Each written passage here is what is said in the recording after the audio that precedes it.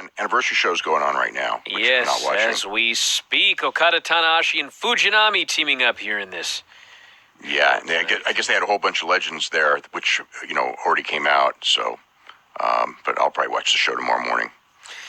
All right, we got a very weird story to open the show today. Cain Velasquez booked into Santa Clara County Jail following a shooting. One man was shot, taken to the hospital, non-life-threatening injuries. People asked to avoid the area. Do you know anything more about what's going on?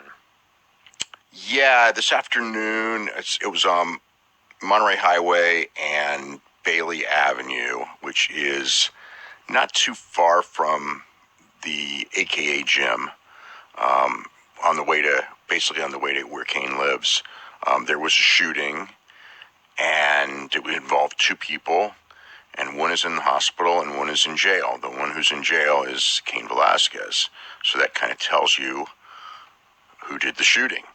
And that's pretty much it. I mean, as far as nothing else is really known, but he's being held without bail. And don't know anything about who the other person is. The police have been pretty sketchy about it. I had heard one of my friends, who was a police officer here, had contacted me actually before Raw started, but I didn't find out until after Raw was over, and just said there was just a shooting on Monterey Highway, and Cain Velasquez is involved, and they thought that he was the one who did the shooting. And so that's really all we know. But yeah, I mean, don't know anything much else. All right, tell us about the death of Black Man. Black Man was a great worker. He wrestled 60s, 70s, 80s, early 90s in Mexico, but he was probably best known in the 80s in the tape trading era, when all the Tiger Mask tapes were like a real big deal. The Tiger Mask Black Man match from Korakuen Hall in 1982 was, for its time, an absolutely incredible match. It looks more normal today. It's actually closer to today's style, maybe even a little slower. It was funny because in that era, it was considered this incredible high-flying match, and today it actually looks more like a mat technical match, and very, very high caliber mat technical match. But he was, Black Man was, I guess in Mexico he was best known as Los Trios Fantásticos, the Fantastics. It was Kato Kung Lee, Kung Fu, and Black Man, and they were, that was actually after the Tiger Mask match, because they started in like 83, but I remember watching tapes of those guys. Those guys were awesome. I mean, they were one of, like in the early era of the great trios, they were the first UWA Trios champions, and they were just so quick, and they had so many cool moves. The deal is that their gimmick is that they were Japanese martial arts experts, except they were actually all Mexican. And when they lost their masks, it kind of killed the aura of those guys, because they were Mexican guys, not Japanese martial arts experts. But all three of them were real big stars in the UWA days, the Trio days. He started as under a different name, but he was 73 years old. He wrestled in California in the 80s. Was probably where I first saw him.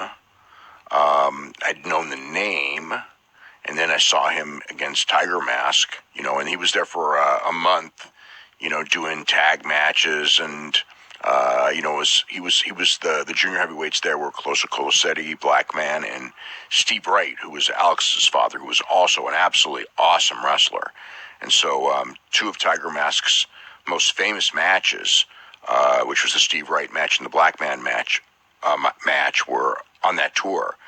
And when I was in college, we used to watch that match like all the time, over and over again, because Black Man did a Tope Con Hero, which I don't think I'd ever seen it before. I don't think it had ever been done in Japan before. I mean, it was just like this revolutionary move, and it was just really good. It was the first time that I can recall seeing what I would call a lightweight lucha libre style match in Japan, and it really got over big. It was one of Tiger Mask's most famous matches, and then Black Man, was in the trio for a couple years, and they were a star trio, and then he continued to wrestle. He went back to Japan for Michinoku Pro in the 90s because all those guys grew up watching Tiger Mask, and that was one of their favorite matches, so they brought him in. And he was a little heavier by that point, but he could still do all of his spots. He had a whole bunch of unique spots. He wrestled later as Celestial, held the UWA welterweight title a couple times, lightweight title. He had a big match with Matematico, who was another awesome, super fast worker. It was one of those things where UWA was kind of ahead of the times, especially since the early 80s, because when he broke in the 60s, the idea was that he was a great worker very early on, but he was really small. And he was considered too small to be a star. I don't know if you've ever heard that term before, but I think I may talk about it on a daily basis now. But he was considered too small to be a star.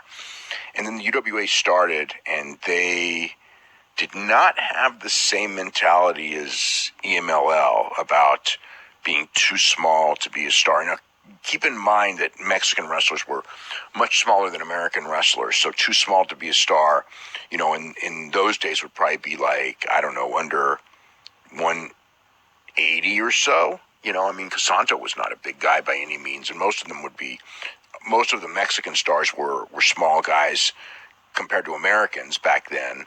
But he was a small guy, like he was really small, like 5'5", I don't know, 160 maybe when he was in shape, maybe less. And when the UWA, got really hot, they used Santo's son, who was a real big star. They used a lot of smaller guys. Blue Panther was a small guy at the time who he feuded with. And, those guys all, it was a different dimension of wrestling, obviously, with smaller, quicker guys and more high-flying, and he was one of the pioneers of that real high-flying style. So I actually just watched the Tiger Mask Black Man match just a few minutes ago, and it was, I probably hadn't watched it in 30 years, but I probably had seen that match more than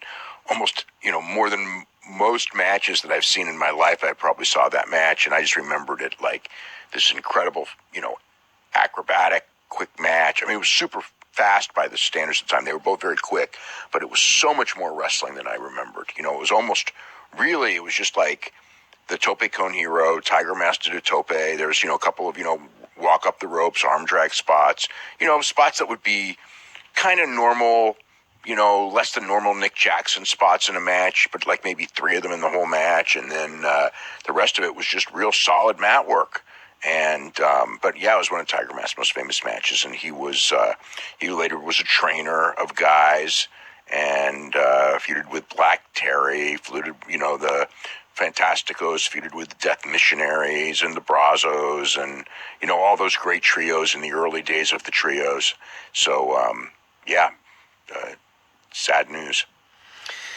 All right, we'll talk about the Raw report here in a while, but coming off the show, this is the update for WrestleMania. Night 1, which is April 2nd, has the Charlotte Flair and Ronda Rousey match for the SmackDown Women's title. Becky Lynch, Bianca. So that's the main event for the show. Becky Lynch, Bianca for the Raw Women's title, and Rey and Dominic versus Miz and Logan Paul.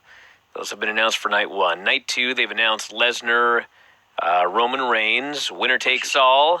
Which is, of course, the main event on the second night. And then to be determined, we have Edge facing AJ Styles. Edge has turned heel. And Queen Zelina and Carmella will face Sasha Banks and Naomi for the women's tag team titles. Yeah, and Finn Balor and Damian Priest, and Johnny Knoxville and Sami Zayn, Steve Austin, Kevin Owens, Vince McMahon, Pat McAfee. Trying to think what else. tag team title match. That will probably be determined. Raw tag team title will probably be determined next week. And You heard anything about Randy Orton, by the way? in what sense? Well, he appeared to be injured when the match ended tonight. Oh, did they? Was that a? What's the word I'm looking for? Did he go for the cover early?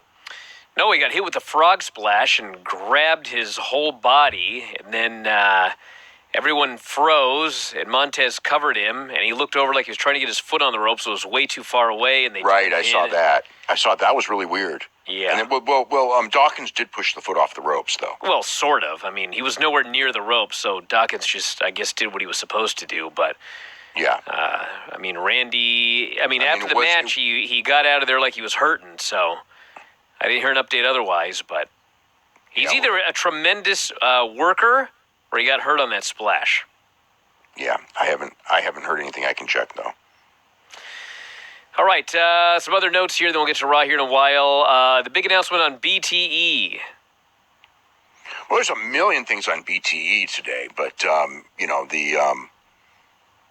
they announced the Friday show, June the 3rd, at the Toyota Arena, which is the former Citizens Bank Arena in Ontario, which is like 6 miles from Rancho Cucamonga, where the Young Bucks grew up. So that's going to be the Rampage that week. The Wednesday show, the Dynamite, which will be the Dynamite after Double or Nothing, will be at the Forum in Los Angeles. So that's going to be the big Los Angeles show. We don't know of any other dates on the West Coast yet.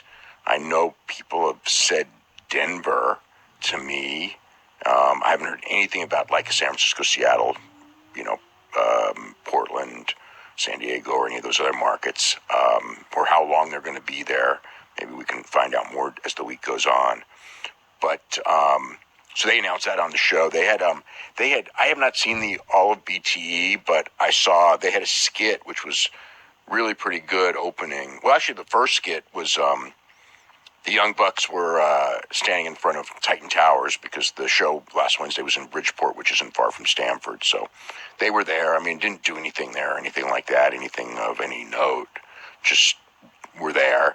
And then they were in the locker room, and Tony Schiavone was applying for a job as EVP, and gave him his resume and talked about how he always puts him over when JR complains about them not tagging legally and being in the ring too long, and kind of covers for JR. And they're talking about how, they grew up watching him and everything. And then they, in fact, turned him down and threw his resume in the garbage can, saying that they are not going to allow anyone else to have any power. And then I guess the Dark Order was hoping Tony Schiavone would get the job, and then they started suggesting maybe you should go for the job as Chief Brand Officer. And Nick Jackson said that he's the Chief Brand Officer now. So they did that. They also had a really good skit. It's word for word what you would expect if you've been following the Jeff Hardy story. But last week on the show, they were going to drug test Matt because he's been acting erratic when he's going, on the show. So they drug tested him. Matt wants the results of the drug test, and the Young Bucks would not tell him the results of the drug test. They're hiding it from him. But they did ask him if he would be in the AEW Hall of Fame, and he said, is it just me or the Hardy Boys? And they said, just you. The other guy doesn't even work here. See, there's no way we can induct him. And then Matt said, I think he said, that's a hard no. Whatever the words Jeff said to John Laurinaitis, Matt, it's basically a reenactment of Jeff and John Laurinaitis, but with Matt playing Jeff and the Young Bucks playing John Laurinaitis. So they did that, and then, they announced that they were having a home date at the show. So they've announced the Forum show, which we talked about last night. So they're doing 2 shows in the market, although the Forum and the Ontario building are about 60 miles apart. So it's not like they're close to each other. They're in different parts of the metropolitan area, but it is the same metropolitan area. They also announced the first show in Detroit, which they're going at the Little Caesars Arena, which is the big arena, the NBA arena, and so they're going big in Detroit, and the Forum one and the Detroit one are going to be real interesting because, I mean, they're big buildings, and Detroit, it's a traditionally very good WWE market, but the question is, will people from Toronto come down on a Wednesday? Because Toronto is an excellent AEW market, but they've never had a show there. Or will they, in fact, if they're going to run Detroit, then run Toronto, which I do not know the answer to that. The Forum, I talked about it last night, but I did more studying of the Forum. The Forum, as a pro wrestling building, has a not good history. I mean, WCW did do some good crowds when they were at their peak, but they were pretty much the only ones. When Crockett went, Chris Adonis and Flip Gordon, by the way, are on a BTE also, for whatever that's worth. So I don't know what the thing is. Everybody beat up Flip. But anyway, WCW in 1998 and 1999 had big sellout level crowds at the Forum. So it's been done. But when in the 60s, when Vern Gagne went there, the AWA, they didn't draw well at all with really loaded, stacked shows and local television.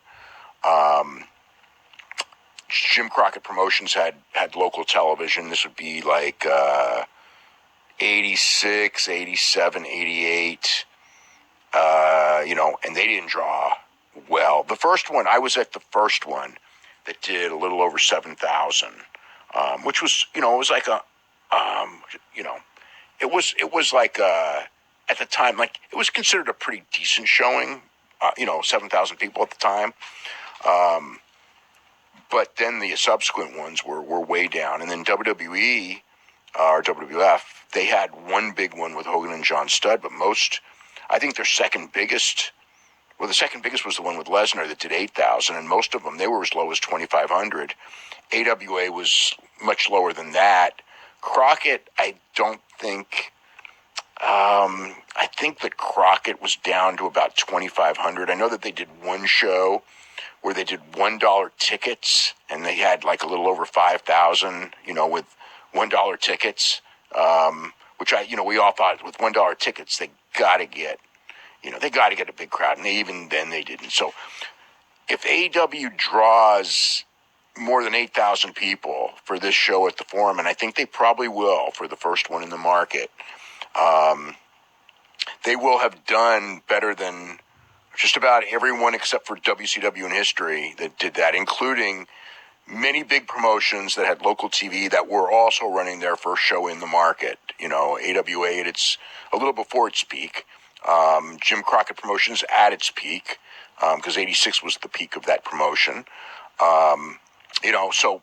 If they go in there and do 7,000, then they're about where Crockett Promotions was when they started. So it's a tough building historically to draw in, but we'll see how they do. Right, take us through these ratings. There's not really much to say, but SmackDown did their lowest number of the year in viewers, but they did a decently good number. They did 0.57 in 1849, 2,114,000 viewers. Probably hurt a little bit by the news. Not as bad as the cable shows would be hurt, because with SmackDown, 30% of the audience that watches SmackDown, they're not even getting these cable stations, Fox News and MSNBC and CNN and everything. So that doesn't really, it does affect them, but it doesn't affect them as much as another cable show, because everyone who gets TNT is getting those stations. So, but they were down a little bit in viewers, but they had a strong 18 to 49 male number. They had the Lesnar and, Roman Reigns contract signing. They had the, Ronda Rousey, who is drawing people right now. The house shows over the weekend did big last couple of days after Ronda Rousey was announced. And these were shows. Rochester on Sunday was dying until about a week ago. It was in the 2000s, and they ended up at like 4,600. I mean, they had great last couple days. I don't know. We'll see if that happens to the Garden. The Garden was at 5,600 as of the last time I checked, and that is the most pushed house show. When was the last time they ever pushed a house show like that? It's been a long time. Decades, probably. It's interesting too because on the house show, they're, obviously Brock Lesnar is not facing Bobby Lashley, and he's not even advertised as facing Bobby Lashley on the Garden site anymore. And Roman Reigns and Seth Rollins is also no longer advertised on the site. But it's interesting because they're pushing that Lesnar is defending the title, and Paul Heyman's talking about how he's going to lose it. They are not pushing that Roman Reigns is also defending the title on that show. And Becky Lynch is also defending her title on that show. So it's weird that they're only pushing the Lesnar match. So I guess the Lesnar match, maybe there will be an angle out of the Lesnar match, which is why they keep talking about it also. They keep talking about it because, the advance is not good and they're coming off of a bad one. And I think that, Vince McMahon, doing the Garden, it's a big deal to him. So anyway, Rampage was way down. I mean, it was up in viewers as compared to being out of its time slot, but 473,000 viewers. I mean, it was 471 last week out of the time slot, 473 in the time slot. And it did a 0.18. But I mean, the Rampage number is obviously because of the news. The news numbers were way up. They were fourth in their time slot. Usually they're second behind the NBA. The NBA did well, but the CNN and Fox News were the other shows that beat them. Obviously with all the news, and I think the news will hurt Raw to an extent. I don't know how big, because it was a pretty big Raw show and everything, but Raw would probably do better without the news. And then Dynamite will probably be hurt. Although Dynamite with the big surprise announcement or whatever, the big announcement and everything, should do well. So that should help. Where that ends up, who knows? But it's just one of those things where you can't fight the news, and I don't know what the news is going to be. At some point with this war, it will become back to normalized, and people won't be watching the news as much. But we are not there yet. The news numbers were really high. I mean, Rampage was like, usually is like top 10, maybe 11 for the night, and they were 48th. And of those shows that beat them, I don't remember they were almost all news shows as far as the top 50 went. There were a couple of other shows, but that was news completely dominated Friday night. All right, tell us about the CM Punk article in Esquire. Did you see it? I saw it right before we went on the air, so I haven't read it yet. But the link is in the daily update that went up today, everybody. Yeah. I mean, if you've been following it, it's a decently well written article. But I mean, most of the stuff in the article you would know, or at least generally know. I mean, as far as it just talks about his history, when he did the pipe bomb promo, when he walked out of WWE, the lawsuit by Dr. Chris Amon. The one thing that they pretty much stressed, I guess, from talking to him, that he talked about was just how messed up he was as far as stress went by the WWE, the whole situation with leaving WWE and then the lawsuit that followed, and how much he just didn't watch any wrestling for a long, long time, didn't want to talk about wrestling, was, whatever, and also kind of talked about, he basically credited, his wife, April Mendez, AJ Lee, for, keeping him somewhat sane during this whole period that he really would have had a tough time and hit, some major depression if it was not for her. But he also said that, during the stress, he took it out a lot on her, and it was very difficult just going through, especially the lawsuit, but obviously being fired on the wedding day was stressful, and the battles over merchandise money and trying to get healthy and, all that. Talked a little about his MMA foray, and then just kind of the basic background of the formation of AEW. With the Young Bucks and Kenny Omega and Cody Rhodes doing really well in Japan and Ring of Honor, and becoming stars without WWE, and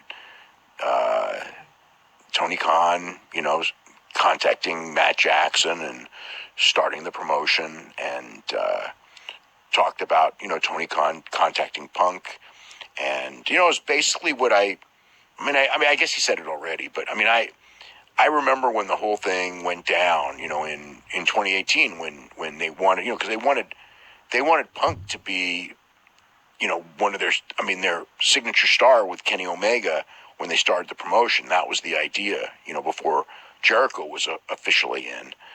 And Punk just had no interest at all. And I think, just like a lot of people, I think that he pretty much said, like, he didn't want to be part of a he especially, like he didn't want to fail and, have like WWE laugh at him for going to a company and then being the big star and then failing. So he didn't have any interest, but then he started following AEW and watching it and liking it, and started thinking about like different guys that he could wrestle. And he was texting Tony Khan after a while from 2020 on. And then at that point, he got interested, but, they, by 2021, they both kind of were, had the idea that he was going to come back, but, he didn't want to come back with no fans. And he really wanted, his idea was to come back at the United Center.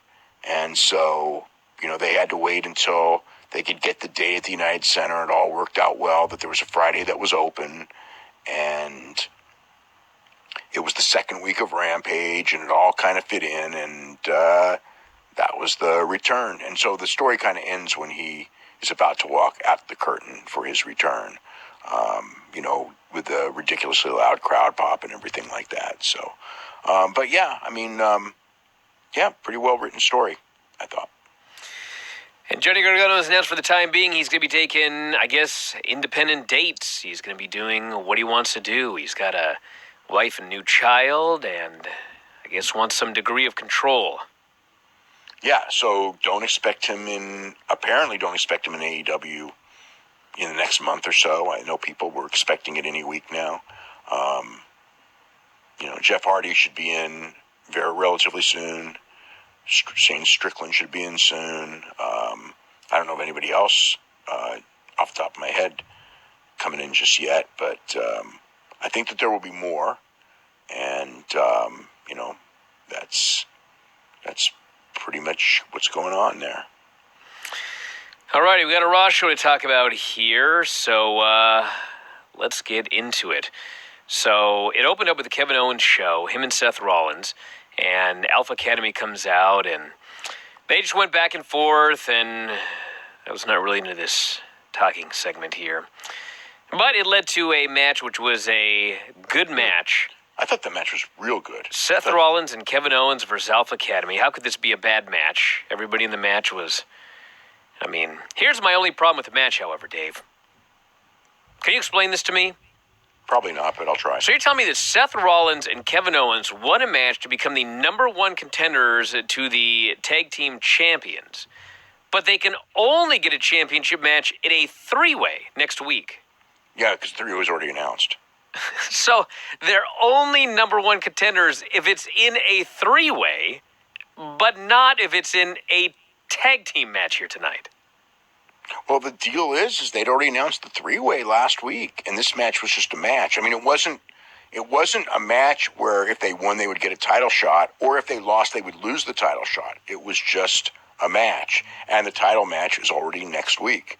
So, well, I'm aware of all of that, but this is not ridiculous. No, because they're number one contenders to the tag titles, wrestling the tag team champions. They beat them. So they have a shot next week. They already had a shot. They were number one contenders. They got the shot. They've already announced the match. The match is on. This is ridiculous. Actually, it's not. They're getting the shot next week. What is it? And they've announced. Dave. Okay, let's say I'm the champion. And Riddle and Orton had already qualified for their match too. Okay. So they're both. It was already all explained last week. If I'm the champion, Dave, okay? Yes. And last week you win a number one contenders match, and you are the number one contender to the championship. This was not a number one contenders match. This was a match. No, Dave, you already won the number one contender. You won it last week. You're the number one contender as of last week, okay? Oh, so they. And they say in 2 weeks there's going to be a three-way. It's going to be you, Bryan, and Vinny in a match for Bryan's title, okay? Mm-hmm. You're a number one contender, okay? Yep. So then this week, it's you and me in a singles match. Yes. My title's not on the line? You're the number one No, contender. they've already announced the title match for next week. This is ridiculous. No, it's not. They already announced the title match for next week. So this was, that was the deal. There's a lot of weird stuff here. I mean, they basically beat all the favorites up and down the entire show. They beat all the favorites. They turned everybody heel. Are there any baby faces left on this show? Finn Balor. That's about it. AJ Styles. I guess.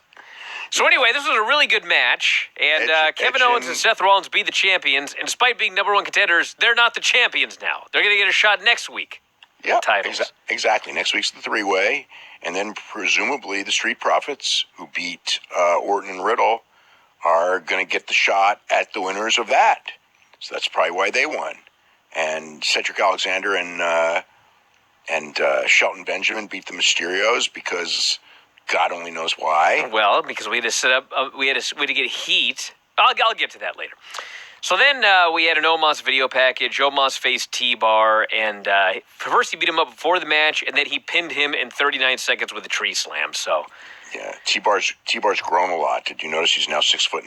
Yeah, well, he better keep growing, or he better throw away his phone. I think are the two options for this. Whatever happened to the other guy? Mace? Yeah, he was on SmackDown. I know that, but whatever happened to him? I have no clue. They debuted him, and then we never saw him again. It's like they broke up the team. They broke up the team for no reason. And then neither guy, and they just took both guys off TV. Why didn't you just keep the team together? Dude, I can't answer you. We had a segment to lead to a 6-woman tag. It was Bianca, Rhea, and Liv Morgan against Becky, Doudrop, and Nikki Ash. Another good match. They got about 12 minutes. And what was notable about this match is they did this deal at the end, and I thought for sure, my God, they're going to beat Bianca Belair. They're going to get heat by beating Bianca, but they didn't. No, they did not beat Bianca Belair. They're not going to beat. But the reason I bring this up, Dave, is because they did the same thing with the Mysterios. In order to get heat, they beat the Mysterios. The Mysterios were beaten by, of all people, the Hurt Business. Yeah, but it was with Miz's interference. Well, of course, but I mean, I thought there was going to be some sort of interference, and they were going to actually beat. By who? There's nobody left to interfere. It's all 6 women. The only other woman on the roster, I think, is Tamina. They had nobody left to interfere, unless they bring in, I don't know, some heel from the past. Then they could do it, I suppose. Well, at the end of the day, Bianca ended up whipping. Oh my God, she whipped Becky Lynch, and it sounded like a gunshot. I mean, oh, poor Becky Lynch's ribs were just ripped apart. She's bleeding from the guts after she gets just violently whipped by the hair. She goes running for her life, and then Nikki tried to roll her up, but Belair kicked out. KOD pinned her. Because we need to see, anyway. So that was that. It was a good match. Then we had Tommaso Ciampa and Robert Roode. For 2 minutes, it was a good match. But it was only 2 minutes. And Roode went for the DDT. Ciampa snuck behind, rolled him up, pinned him. And this is kind of funny. He also knocked Ziggler off the apron right before the finish. Yes. It's funny because they're putting these matches on Raw as a way to make you, want to watch the stuff on NXT. Yeah. But bro, I mean, last week when NXT was over and they set up the tag team match after that awesome match that Ziggler had with Ciampa, I was so excited for the tag match. And then they did this, and I had no further interest. If you're gonna do it, do something, not just a 2-minute nothing happening match. Yeah, I think the tag match will be great though. But it should be. Yeah, I think the tag match will be, but. Yeah, they didn't give him time. I thought Ciampa and Ziggler was better than anything on AEW last week in the ring. I think it probably was. Let me think. Was there? Sammy and Andrade was real good. Well, that would have been on Friday. I was talking about the Wednesday show. The Wednesday show? Yeah. There was one good match on the Wednesday show. What was the good one? Not the Battle Royal. I mean, they were good matches, but I thought this match was great. Yeah, I thought it was better than. Yeah, it was actually. I thought it was better than anything that I saw all week, except for the two New Japan main events and the two top matches on the Stardom pay-per-view. I thought that the Ciampa match was better than anything on AEW as of Thursday, not including the Sammy match with Andrade because that was on Friday when I was doing the match of the week. I had it fifth, which for that week was a good fifth was a good spot considering those they had two major New Japan shows and they had that really great last two matches on that Stardom show.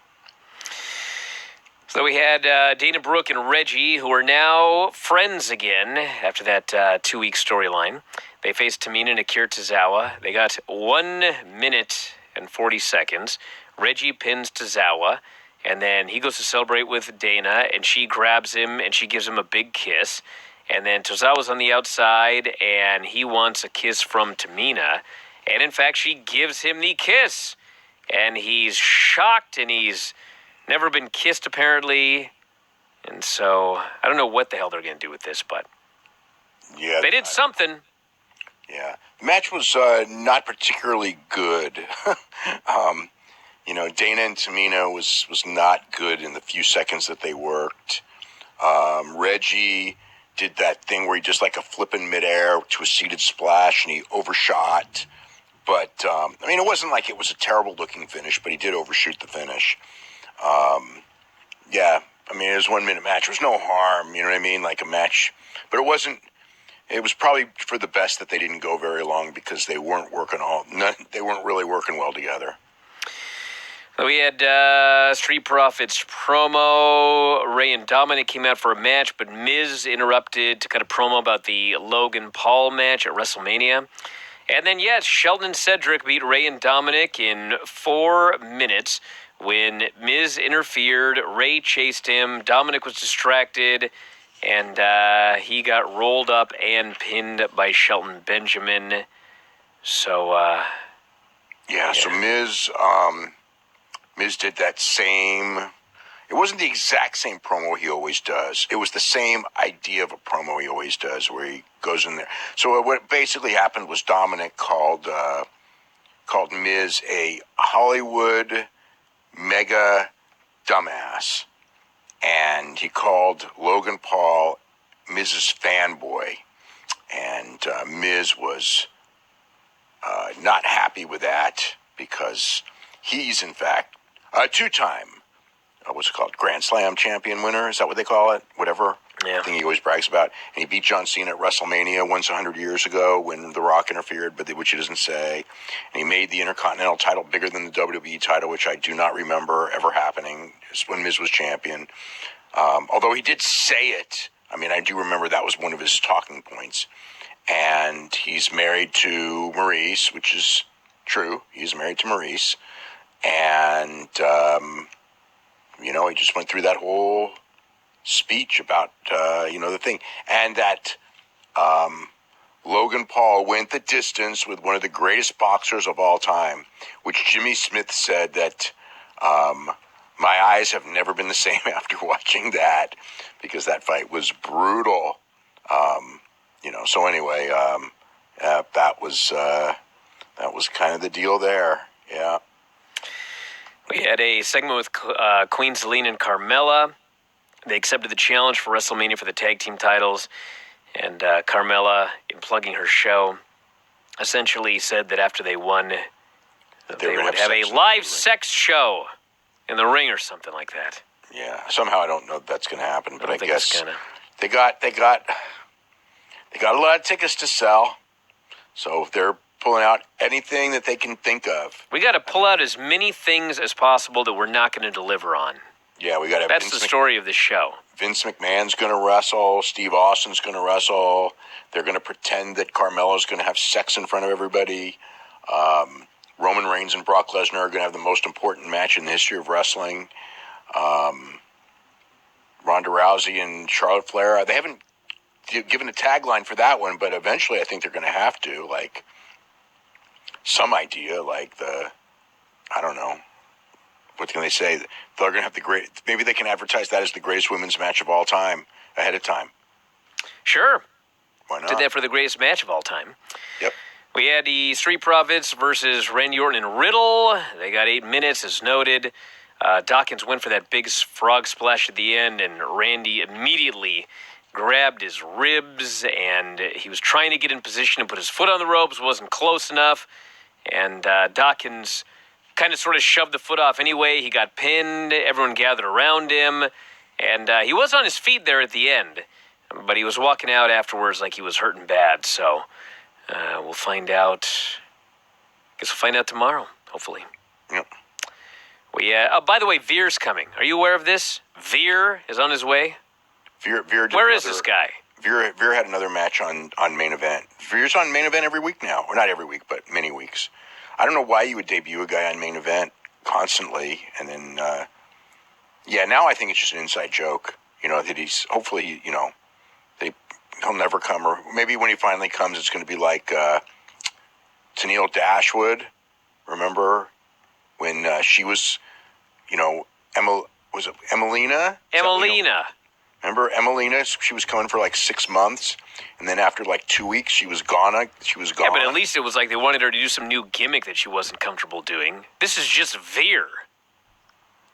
Yeah. There's nothing for him to do except be Veer. Well, they're doing the Glacier gimmick.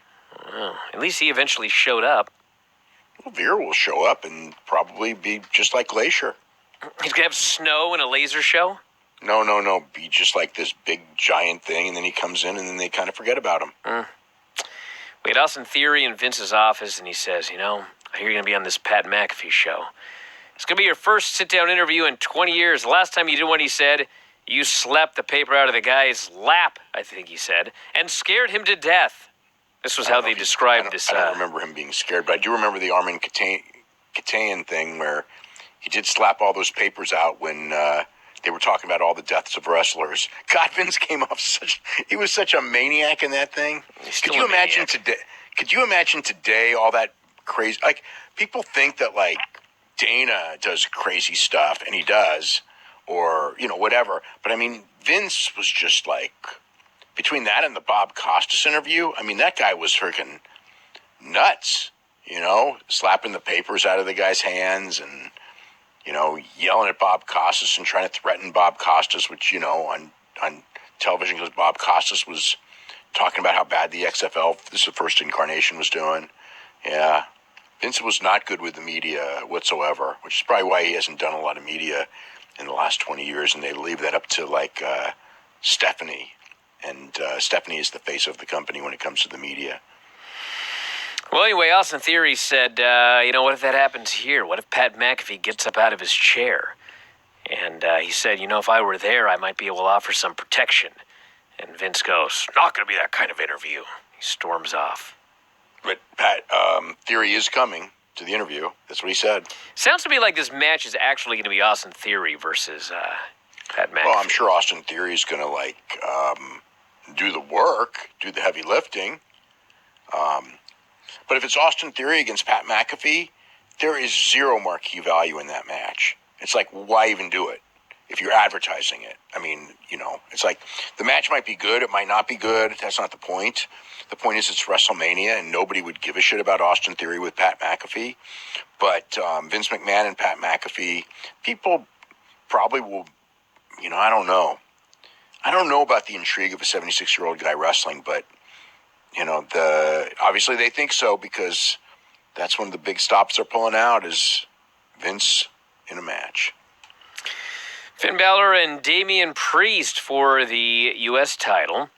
So, had a good match, and Finn Balor hits his dropkick into the corner, and he starts climbing up onto those ropes. And I thought, wonder what's going to happen here. What happened was he did the double foot stomp, and he pinned him. He won the title. Yep. So Finn Balor is a new United States champion. And afterwards, Damian Priest got the mic. And I swear to God, he cut the only heel promo that anyone in this company ever cuts ever, which is, it's all the fans' fault. I was the champion, and the fans didn't respect me. The fans. The fans didn't get behind him, even though they were behind him. They were behind him for a year. God. I mean, not like gigantic behind him, but they were behind him. Yeah, like Becky Lynch has to make up this story of Every heel, Dave. Every heel. It's the fans. It's your fault that I had to do this, fans. So he lays out Finn Balor. He turns heel. He kills him with a lariat. He gives him his razor's edge to the table outside. That one looked like it hurt. Yeah, he wants a rematch for his title. Yep. So that's probably a WrestleMania match. So then, you follow a heel turn with Dave? Another heel turn. Another heel turn. Edge comes out. He wants to know why nobody's accepted his challenge. AJ Styles comes out. Yeah, but he goes in there and he asks for people. And, like, for far too long, nobody comes out. And he's just like, I thought he was about to do that freaking speech about how this generation is lazy and, you know what I mean? He was ready to do that. And then finally it's AJ Styles, who's from the generation before anyway. So I guess all the people from this generation are, just whatever, not good enough. And, he comes out and Edge is all happy because, it's a real good guy. So I guess they decided that if in AJ Styles match, that Edge is going to be the heel. Well, AJ comes out, and Edge tells him, I don't want this guy who's been playing Omos's bitch. And AJ Styles right in the HD camera says, what the fuck? And so they have an argument back and forth, and finally Edge offers a handshake, but then he just lays him out, beats on him, and after giving him a low blow, he goes outside, and for 5 minutes he teases he's going to leave, changes his mind, going to leave, changes his mind. Finally gets a chair, and after much deliberation, he gives AJ the concerto and leaves him for dead. Then after much deliberation, he gave him a second one. Yeah, so match is on for WrestleMania. It is Edge and AJ Styles, and Edge has turned heel. Yeah, probably a great match, though. Sure will be a great match. It's on paper, and, considering it's going to be at WrestleMania and everything like that, and they're going to have their working shoes on, it's probably going to be a hell of a match. All right, let's do a couple of the mailbag questions here. Mailbag at WrestlingObserver.com. This person says, Dave has alluded to Bryan Danielson wanting to work with a promotion that Tony said no to because AEW hadn't debuted in that market yet. Was that market LA, and was the company PWG? No. Should be easy to figure out the rest, everybody. Let me think about this. So I wonder if he's interested in doing PWG. Probably. I mean, he did it when he was younger, so that might. Why wouldn't he be? Well, he's only got a certain number of days. He doesn't want to really go on the road a lot, but he wants to do what would be fun. He might have fun at PWG because the one thing with PWG is it's all those young guys. I mean, all those not necessarily young guys, but a lot of newer faces that have not had national exposure or whatever, but are really good that are really, really good. So who knows? I'm wondering when he's going to go to Japan.